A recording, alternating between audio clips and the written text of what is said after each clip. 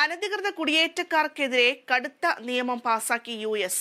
മോഷണക്കുറ്റത്തിനോ മറ്റേതെങ്കിലും criminal കുറ്റത്തിനോ arrest ചെയ്യപ്പെടുന്ന അനധികൃത കുടിയേറ്റക്കാർ വിചാരണ കഴിയുന്നതുവരെ ജയിലിൽ കഴിയണമെന്ന വ്യവസ്ഥ ചെയ്യുന്ന ബില്ലിന് US കോൺഗ്രസ് അംഗീകാരം നൽകി. കഴിഞ്ഞ കൊല്ലം വെനസ്വേല സ്വദേശിയുടെ ആക്രമണത്തിൽ കൊല്ലപ്പെട്ട ജോർജിയയിൽ നിന്നുള്ള നഴ്സിംഗ് വിദ്യാർത്ഥിനി ലേക്കൺ റൈലിയുടെ പേരാണ് ബില്ലിൽ നൽകിയിരിക്കുന്നത്. പ്രസിഡന്റ് ഡൊണാൾഡ് ട്രംപ് ഒപ്പിടുന്നതോടെ നിയമം പ്രാബല്യത്തിൽ വരും.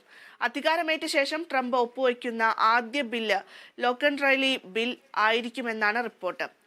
ട്രംപ് ഒപ്പിടുന്നതോടെ അനധികൃത കുടിയേറ്റത്തിനെതിരെയുള്ള ഭരണകൂടത്തിന്റെ കടുത്ത നിലപാട് നിലവിൽ വരുമെന്നാണ് വിലയിരുത്തപ്പെടുന്നത്. ബൈഡൻ ഭരണകൂടം പ്രകടിപ്പിച്ചിരുന്ന മാനുഷിക പരിഗണന ട്രംപിൽ നിന്ന് പ്രതീക്ഷിക്കേണ്ടതില്ല എന്നാണ് സൂചന.